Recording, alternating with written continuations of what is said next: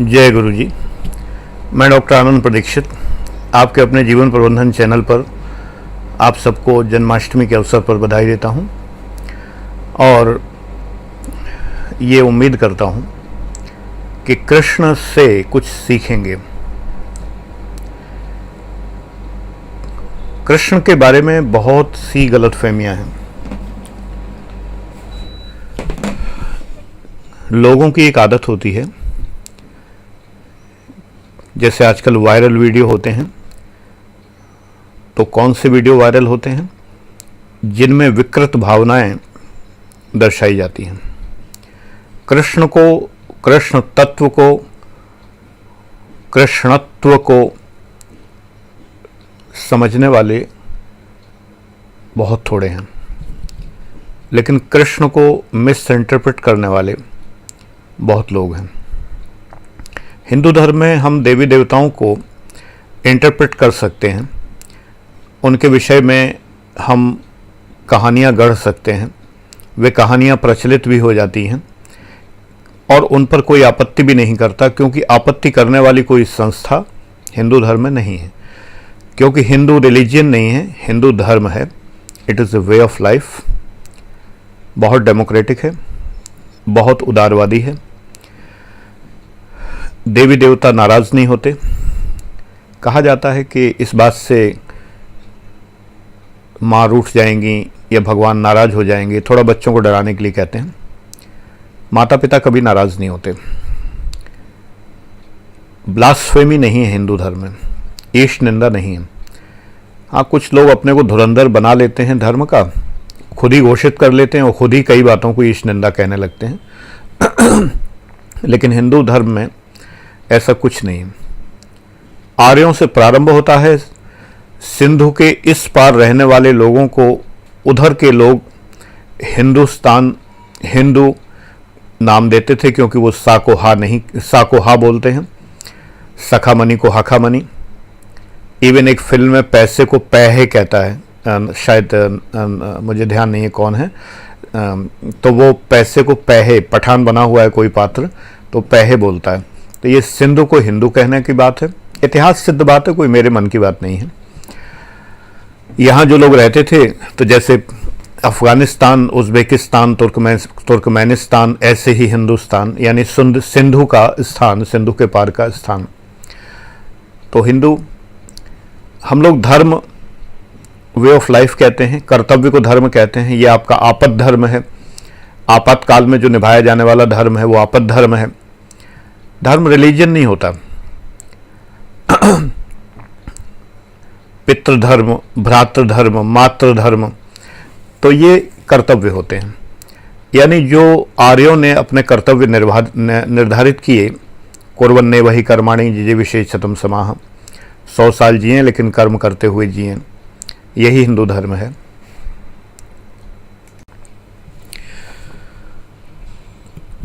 फिर धीरे धीरे पूजा की परंपरा आई। नवनीत में मेरा एक लेख छपा था, शायद 1983 वगैरह में, फेसबुक पर शेयर कर दूंगा, भारतीय पूजा परंपरा।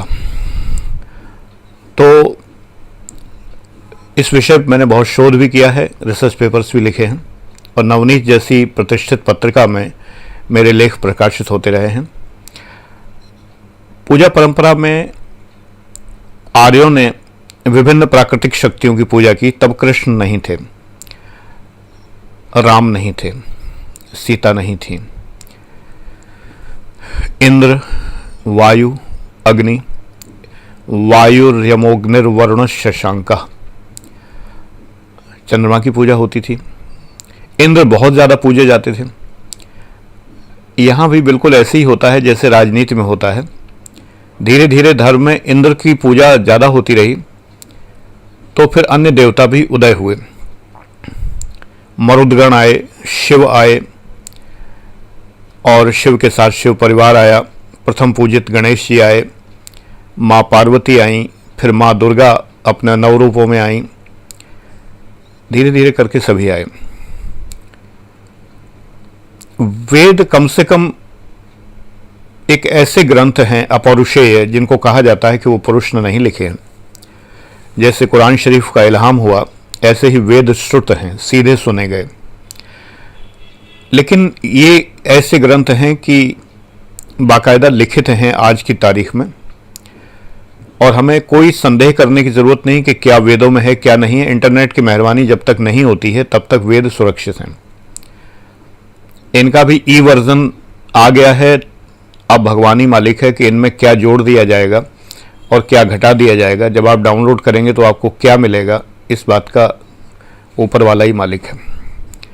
लेकिन जो मूल वेद हैं जो मेरे पास हैं ग्रंथ, सभी मोतीलाल बनारसीदास पब्लिकेशन से हिंदू धर्म के सभी ग्रंथ खरीदे जा सकते हैं, और बनारस में है नेचुरली, और बहुत सामान्य कीमत पर वो उपलब्ध हैं। इससे भी ज़्यादा सस्ते ग्रंथ गीता प्रेस गोरखपुर से उपलब्ध हैं और डाउनलोडेबल भी हैं और ओरिजिनल हैं, ये अच्छी बात है। तो कृष्ण तत्व का उदय बाद में होता है। इंद्र की सत्ता के खिलाफ, इंद्र के खिलाफ तमाम ग्रंथ लिखे गए, जिसमें इंद्र को कामातुर एक राजा के रूप में घोषित किया गया, जो हमेशा दूसरों की पत्नियों में रुचि रखते हैं। ऐसी बातें तमाम सारी लिखी गई, यानी कि इंद्र के खिलाफ एक मुहिम शुरू हो गई। देखिए, काल्पनिक देवता जिनकी कल्पना की गई, दुर्खीम कहते हैं कि देवताओं को जन्म समाज देता है। वे तो ये कहते हैं कि ईश्वर को जन्म समाज देता है। समाज नहीं तो कल्पना की कि ईश्वर है।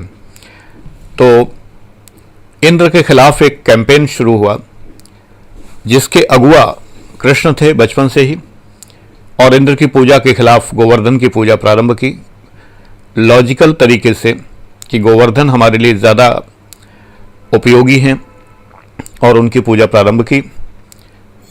इंद्र के विरुद्ध आरोप यही थे कि इंद्र जब मेहरबान होते हैं, तो आप देख ही रहे हैं कि भारत में इस समय इंद्र ज़्यादा मेहरबान हैं, और जल प्रलय हो रही है सब जगह। ऐसी ही वजहों से इंद्र को लोगों ने देवता मानने से भी इनकार कर दिया था। इंद्र के खिलाफ बहुत बड़ा समुदाय हो गया, जैसे कि अग्नि के खिलाफ भी हुआ। अग्नि भोजन पकाती है, इंद्र पानी बरसाते हैं, लेकिन एक सीमा तक अच्छे लगते हैं। अग्नि एक सीमा तक अच्छी लगती है, अगर अग्नि घर जला दे तो अग्नि को कोई पसंद नहीं करेगा। इसलिए अग्नि को भी तांडव का एक, तांडव तो एग्जैक्ट शब्द नहीं होना चाहिए, लेकिन एक उसी तरह का एक मदमाता रूप दिया गया कि जिसमें अग्नि सबको भस्म कर देती है अपनी शक्ति के आगे। शिव की कल्पना आई, कल्याणकारी देवता, लेकिन ऐसे कल्याणकारी कि जब लोग उनकी नहीं सुनते हैं तो फिर वो तांडव करते हैं। जब लोग भ्रष्ट चरित्र हो जाते हैं, लोग विकृत हो जाते हैं, तो फिर वो तांडव पर उतर आते हैं और पूरी सृष्टि को रिसेट कर देते हैं। तांडव करके प्रलय आ जाती है। ऐसे में कृष्ण एक बड़े ही लोकप्रिय देवता के रूप में उभरे, और देवता ही नहीं, ईश्वर के रूप में प्रतिष्ठित हुए। हिंदू धर्म में पहले देवता है, इसके ऊपर ईश्वर, फिर ब्रह्म या परम ब्रह्म। ईश्वर की शक्तियां देवताओं में होती हैं, और ईश्वर जहां से शक्तियां प्राप्त करते हैं वो ब्रह्म है। डॉक्टर राधा कृष्णन की कंसेप्ट है, उनकी पुस्तकों में पढ़ें।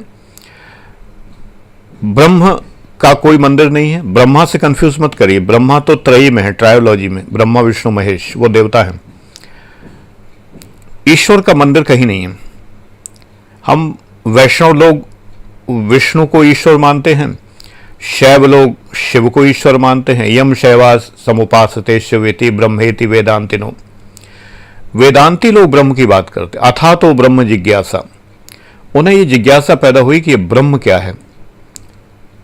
सिख धर्म में वही एक ओंकार सतनाम की बात आती है, उससे नीचे कुछ नहीं है। मुझे इसीलिए बहुत ही ये कंसेप्ट अच्छी लगती है कि उलझने की बजाय बस एक ओंकार सतनाम, और फिर सीधे सीधे गुरु ग्रंथ साहब हैं। पुस्तकों से बड़े कोई गुरु नहीं है, पुस्तकों से बड़ा कोई ईश्वर नहीं है। मुझे ये कंसेप्ट सिख धर्म की बहुत ही प्रिय लगती है। तो कृष्ण एक लोकप्रिय तत्व के रूप में उदय हुए। कृष्ण हमारे बच्चे हैं, हमारे सखा हैं, हमारे आराध्य हैं, हमारे ईश्वर हैं, कुशल राजनीतिज्ञ हैं, कूटनीतिज्ञ हैं, डिप्लोमेट हैं। और कृष्ण एक बहुत अच्छे प्रेमी हैं। अब अच्छे पर यहाँ प्रश्न चिन्ह लग जाता है कि जब से गए तो राधा की सुध नहीं ली, गोपियों की सुध नहीं ली, मैसेंजर भेज दिया, उद्धव जी पहुँच गए, गोपियों उन्होंने धमका के भगा दिया। निर्गुण कौन देश को वासी, उद्धव जी उपदेश देने लगे जाके, निर्गुण की उपासना करो, वो तो तुम्हारे हृदय में है, ये वो। गोपियों को रास नहीं आई। गोपियाँ कहती हैं कि मैं क्या करूं, हम क्या करें, विरह के मारे जली जा रही हैं। मन हो जात अजो वही वा जमुना के तीर, जब उस जमुना के किनारे पहुंचती हैं तो वही मन हो जाता है पहले जैसा, और कृष्ण तो अब दिखाई नहीं देते। तो कैसे अच्छे प्रेमी हुए। लेकिन कुल मिला के लोगों को क्या पसंद आता है, मनुष्य की बेसिक इंस्टिंक्ट्स क्या हैं, भूख, प्यास, नींद और सेक्स। इनमें सेक्स सर्वोपरि है। हमारे 4 पुरुषार्थ हैं, उनमें बताया गया कि धर्म, पहली बात धर्म क्या है, अर्थ और काम का सही ढंग से उपयोग करते हुए मोक्ष को प्राप्त करना। धर्म, अर्थ, काम और मोक्ष। धर्म प्रश्न चिन्ह है, काम और अर्थ जो है यानी धन, काम और अर्थ उसका उत्तर है, और परिणाम इसका मोक्ष है। इन 4 को इस तरह मिला। ये 4 भाग नहीं है कि पुरुषार्थ 4 हैं, 1 2 3 4, धर्म, अर्थ, काम, मोक्ष, ऐसे नहीं है। पहली चीज धर्म से पुरुषार्थ, धर्म से मोक्ष प्राप्त होती है। धर्म क्या है, अर्थ और काम का सही ढंग से उपयोग, तब हमें प्राप्त होती है मोक्ष। तो काम तो हमारे जीवन में एसेंशियल है ही। कृष्ण का एक उत्कट प्रेमी का स्वरूप दिखाई देता है। लोग इस बात से ज्यादा आकर्षित हैं कि गोपियों के वस्त्र चुराए थे, तो वो उन गोपियों की कल्पना करके रस में डूब जाते हैं। अब लिखा भी लोगों ने ऐसे ही, जयदेव ने गीत गोविंद, ललित लवंग लता परिशीलन शीतल मलय समीरे, उसके अंदर अगर आप पढ़ें तो बड़ा ही एरोटिक वर्णन है, बहुत ही ज्यादा कामुक वर्णन है। पढ़ के आदमी काम रस में डूब जाता है पूरी तरह। तो लोगों को बड़ा पसंद आया। राम तो मर्यादा पुरुषोत्तम है। वाल्मीकि रामायण में भी कहीं राम का चित्रण एक ऐसे प्रेमातुर नायक के रूप में नहीं है। तुलसीदास जी ने तो स्पष्ट कहा है।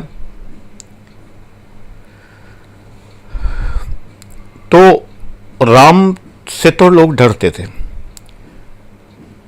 शिव औगरदानी है, शिव की कल्पना आई तो शिव से लोग,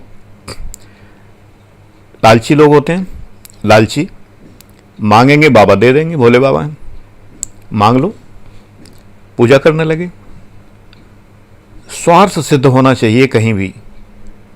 कोई पीर, फकीर, मजार, पत्थर, मूर्ति, पिंडी, कुछ भी, जहां पर मन्नत पूरी होती हो पहुंच चलो भैया।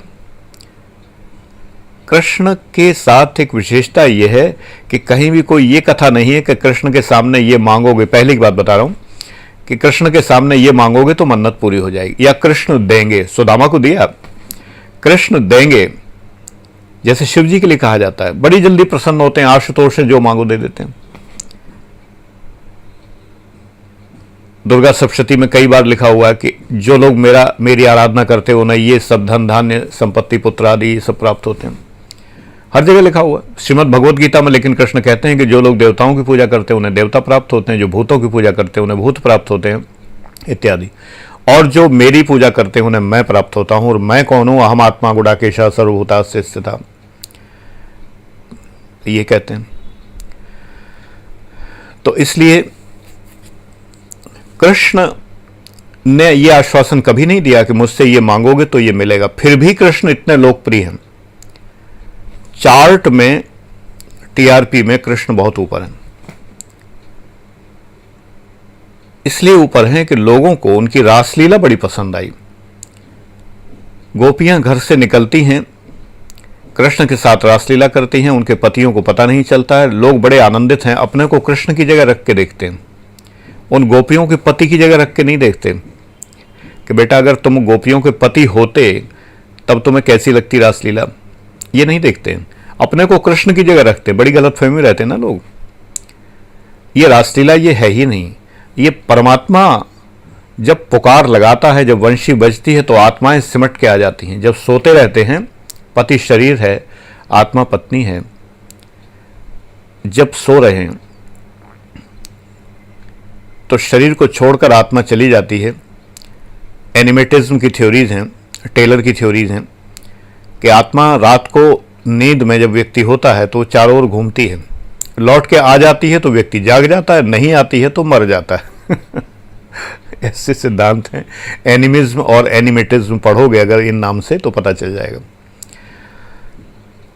तो ये आत्मा तो पत्नी है, गोपियां हैं। भगवान ने टेर लगाई, अनहद नाद बजा, वंशी की धुन बजी, आत्माएं शरीर को छोड़ छोड़ के परमात्मा के पास चल दी। मिलन संपन्न हुआ, महाराज संपन्न हुआ। उस महाराज के बाद लौट के अपने अपने शरीर में फिर आ गई। ये है रासलीला। लोगों को लगता है कि मैं कृष्ण हूं और मैं इतना पक्का मर्द हूं, इतना बड़ा मर्द हूं, इतना महान मर्द हूं, सुपर मेल हूं कि सारे लोगों की बीवियां उनको छोड़ छोड़कर मेरे पास आ जाती हैं और कृष्ण में अपने इस दंभ को देखने लगे। जबकि कृष्ण इन सब से परे हैं। कृष्ण लंपट नहीं है, पर स्त्री प्रेमी नहीं है, इंद्र की भांति छवि नहीं है। गोपियों के वस्त्रहरण में कृष्ण कितने छोटे थे, ये देखो, एक छोटा बच्चा है, वो शरारत कर सकता है, लेकिन उसका क्या कोई यौन भावना होगी, कोई सेक्सुअल फीलिंग होगी? जो लोग ऐसा सोचते हैं मूर्खतापूर्ण चिंतन है। कैलेंडर बना देते रहे लोग कि कृष्ण बड़े हैं, जैसे वो गोपियों को वस्त्रहरण कर रहे हैं। अरे जब वो बड़े हुए तब तो द्वारका चले गए भाई।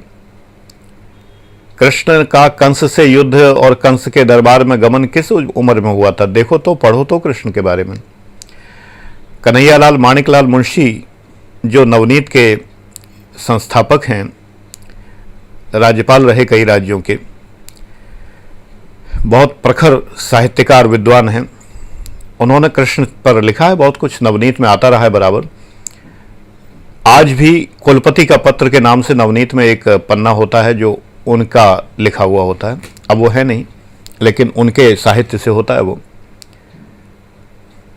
भारत की अत्यंत प्रतिष्ठित पत्रिका है जो इंडियन डायस्पोरा में भी बहुत पढ़ी जाती है, यानी जहां भारतीय हिंदी भाषी रहते हैं, नवनीत वहां तक पढ़ी जाती है। मुझे गर्व है कि मैं उसका लेखक रहा हूं, बहुत लिखा है मैंने उसमें। एक भी नवनीत उठाकर आप देखेंगे तो जो लेखकों की सूची है उसमें देखिए कितने प्रतिष्ठित लोग उसके अंदर लिखते हैं। इसके लिए मैं ईश्वर का धन्यवाद करता हूं कि नवनीत मुझे सदैव स्थान मिला है लेखक के रूप में। तो कृष्ण पर मैंने लिखा है, पूजा परंपरा पर लिखा है, बहुत कुछ लिखा है। ये सब बातें 1980 वगैरह की। सरकारी नौकरी में आने के बाद मेरी क्रिएटिविटी सारी की सारी गिरवी रख गई। डिपार्टमेंट्स के तनाव और तमाम सारे वाहियात बातों, चलो मैं याद नहीं करना चाहता आज जन्माष्टमी को। रचना धर्मिता समाप्त हो गई थी बिल्कुल। तो कृष्ण को लोगों ने मिसअंडरस्टैंड किया है, गलत समझा है। कृष्ण वो नहीं है जो लोग समझते हैं। मैंने जैसे कि बताया कि कृष्ण तो सब कुछ हैं, सृष्टि के सब कुछ। कृष्ण ने स्वयं को, अपने को ईश्वर के रूप में प्रतिष्ठित किया। लोगों को बताना पड़ा अर्जुन के माध्यम से कि मैं ही ईश्वर हूं। किसी को बताओ तो लोग मजाक समझते हैं, मानते थोड़े ही हैं। लोगों में दंभ है। लोग समझते हैं कि दूसरा कोई कुछ हमसे ऊपर तो हो ही नहीं सकता। अगर कोई कहे कि अपना परिचय दे कि मैं ये हूं, तो पहली बात ये होगी है फेक बोलते हैं, झूठ बोलते हैं, ऐसा कहीं होता है। तो कृष्ण ने फिर विश्व रूप दर्शन दिया।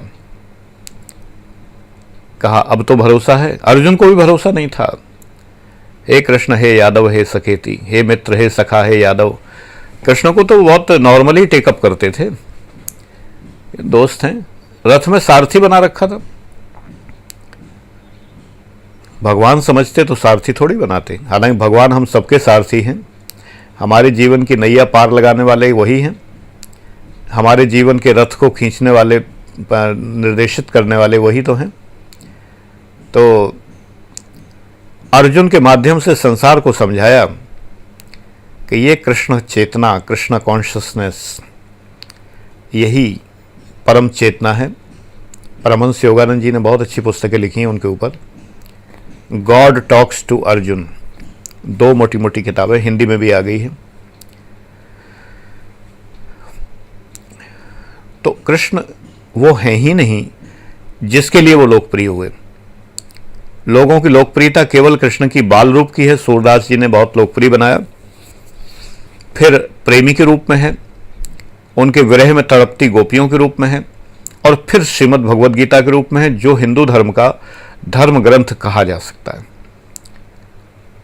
धर्म ग्रंथ के रूप में वेद नहीं है, क्योंकि वेदों में निर्देश नहीं है कहीं, you should do, you ought to do नहीं है, वी डू है, हम करते हैं, हम करें। ये नहीं है कि तुम करो, तुम्हें करना पड़ेगा। गीता में भी डायरेक्ट उपदेश नहीं है, अर्जुन के माध्यम से है, लेकिन बहुत मोटिवेटिंग ग्रंथ है, जीवन प्रबंधन का ग्रंथ है, सब प्रकार के योग सिखाता है। तो कृष्ण को समझें। राधा तत्व ये हमारा अधूरा तत्व है, जो हमसे मिलकर पूरा होता है। 2 चीज़ें अधूरी होती हैं, मिल जाती हैं तो पूरी हो जाती हैं। कृष्ण तत्व पुरुष शक्ति का प्रतीक है, राधा तत्व स्त्री शक्ति का प्रतीक है। दोनों मिलके परम शक्ति, परम ब्रह्म बनते हैं। राधा को छोड़कर द्वारका गए, राधा को याद भी नहीं किया, ऐसा कभी हो ही नहीं सकता कि पुरुष तत्व, प्रकृति तत्व को स्मरण ना करे। ग्रंथों में क्यों नहीं लिखा? कृष्ण के अंदर एक विशेषता है जो हम सबके अंदर होनी चाहिए, मल्टीटास्किंग। और जब वो एक काम करते हैं तो पूरा मन लगा करते हैं, साथ साथ में दूसरा भी करते रहते हैं, उसमें भी पूरा मन लगा रहता है, साथ साथ में तीसरा भी करते हैं, उसमें भी पूरा मन लगा रहता है। जब विश्वरूप दर्शन वो कहते हैं कि मैं ये हूँ, मैं ये हूँ, मैं ये हूँ, तमाम बातें बताते हैं, जब हर एक सृष्टि की हर चीज़ में कहते हैं कि मैं हूँ, तो एक ही व्यक्ति, एक ही शक्ति सभी स्थान पर कैसे रह सकती है? इसका मतलब यही मल्टीटास्किंग है, यही उद्घोष है कि मैं सर्वत्र विद्यमान हूँ। आई एम ओमनीपोटेंट, ओमनीप्रेजेंट, हर जगह मैं विद्यमान हूँ, सर्वशक्तिमान हूँ। लेकिन जब शक्ति कहीं भी होती है तो वो वही कार्य करती है जो उसे करना चाहिए। विद्युत है हमारे घरों में, वॉशिंग मशीन में भी जा रही है तो वो कपड़े धो रही है, हीटर में जा रही है तो वहाँ खाना बन रहा है, पंखे में जा रही है तो पंखा चल रहा है। अब सोचो पंखे वाली विद्युत शक्ति हीटिंग का काम करने लगे तो पंखा फूक जाता है ना? और अगर खाना बनाने वाला हीटर वॉशिंग मशीन की तरह जो है पानी उछालने लगे तो क्या होगा? तो जब वो राजनीतिज्ञ हैं, द्वारकाधीश हैं, तो राधा तत्व को अपैरेंटली भूले हुए, लेकिन जैसे ही वो राधा से पृथक होते हैं तो राधा तत्व तो उनमें समा जाता है, विलीन हो जाता है, वो तो उनका पार्ट है। राधा कभी कृष्ण से अलग हुई हैं क्या? उन्हें विवाह की आवश्यकता नहीं, विवाह तो इंसानों का होता है। मैं हमेशा एक मेरा आविष्कार किया हुआ सूत्र है, अपना सूत्र है मेरा, कि सेक्स प्राकृतिक है, प्रेम मानसिक है और विवाह सामाजिक है। इसको हमेशा याद रखना, आपकी समस्याएं सुलझ जाएंगी। Sex is natural, love is psychological and marriage is social. So it is not necessary that if someone marries someone then he loves that person. आवश्यक नहीं है कि किसी ने किसी से विवाह किया हो तो उसको प्रेम ही कर रहा हो। प्रेम मानसिक है और सबसे ज्यादा व्यक्ति प्रेम करता है अपने से। तो राधा और कृष्ण तो एक हैं। कृष्ण राधा से प्रेम करते हैं, इसका मतलब वो अपने से प्रेम करते हैं, और राधा कृष्ण से प्रेम करती हैं, इसका मतलब वो अपने से प्रेम करती हैं, क्योंकि राधा और कृष्ण मिलकर राधा कृष्ण बनते हैं, जो कि परम शक्ति है। इन बातों को समझा जाए तो समझ में आएगा। अगर इनको वर्ल्डली मैटर के तौर पर लिया जाए, सांसारिक बातों में लिया जाए, तो फिर ऐसा लिखा क्यों? इसलिए लोकप्रिय बनाने के लिए। अगर हमें कोई लोकप्रिय चीज़ करनी होती है, तुम देखते हो मेरे दूसरे चैनल पर, जिस दिन मैं थोड़ा लोकप्रिय टाइप का हेडिंग डाल लेता हूँ, उस दिन 4000, 5000, 8000, 10,000, 20,000 लोग देख लेते हैं। और जिस दिन मैं सत्य बोलता हूँ, बिल्कुल यानी जो कंटेंट है उसको सीधे सीधे प्लेन वे में लिख देता हूँ, तो 1000, 1200, 1300 लोग देखते हैं। दुनिया पसंद करती है चटपटी चीजें। तो कृष्ण चरित्र को जो लेखक थे उन्होंने जनता तक पहुंचाने के लिए, वो दुष्ट नहीं थे, विकेट नहीं थे, जनता तक पहुंचाने के लिए प्रेम तत्व, लास्य का तत्व, सौंदर्य का तत्व लिया। और कभी कभी जिनको हम पढ़कर आज अश्लील कह सकते हैं उन बातों का भी सहारा लिया, यानी वर्णन बहुत एरोटिक। तुलसीदास जी ने स्पष्ट घोषणा की थी कि राम और सीता हमारे माता पिता हैं और उनका हम ऐसा कोई कामुक वर्णन नहीं कर सकते। मैं नहीं कर सकता, कोई बच्चा अपने माँ बाप का कामुक वर्णन नहीं करेगा। उन्होंने ये मर्यादा निभाई। कालिदास ने कुमार संभव में जब ये वर्णन ज़्यादा कर दिए, अति कर दी थी, तो उनको स्वप्न हुआ था कि वो गलत कर रहे हैं, फिर उन्होंने सही किया। शिव पार्वती की जो प्रणय लीला है उन्होंने बहुत ही कामुक ढंग से दिखाने का प्रयास किया था। बाद में उन्होंने वो पन्ने हटा दिए और नए सिरे से लिखा। ऐसी कहानी है, बताया जाता है। देवी देवताओं को लोकप्रिय करने के लिए लेखक उनके जीवन में कुछ ऐसे तत्व जोड़ देते रहे हैं जो जनता पसंद करती है। जनता क्या पसंद करती है? अधिकांश जनता सेक्स पसंद करती है, काम पसंद करती है। ये बहुत निम्न मनोवृत्ति है, बहुत ही लो लेवल की मनोवृत्ति है। होता भी शरीर में चक्रों में इसका लेवल बहुत लो होता है। और जैसे जैसे हम ऊपर बढ़ते हैं तो हम यहाँ तक आते हैं, तो ये कृष्णा कॉन्शियसनेस यहाँ आती है।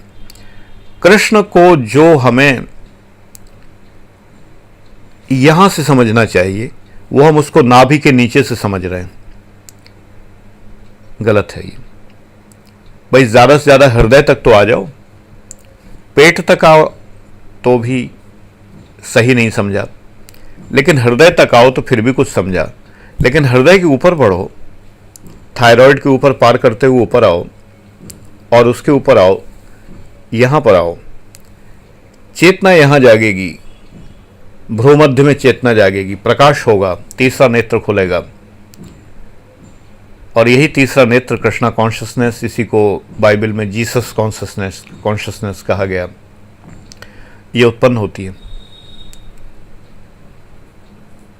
समझना कठिन है, असंभव नहीं। तो एक बार फिर सबको जन्माष्टमी की बहुत बहुत बधाई। और कृष्ण हैं, कर्षण करते हैं, आकर्षण करते हैं, खींचते हैं। खिंच जाओ, भला करेंगे। God bless you.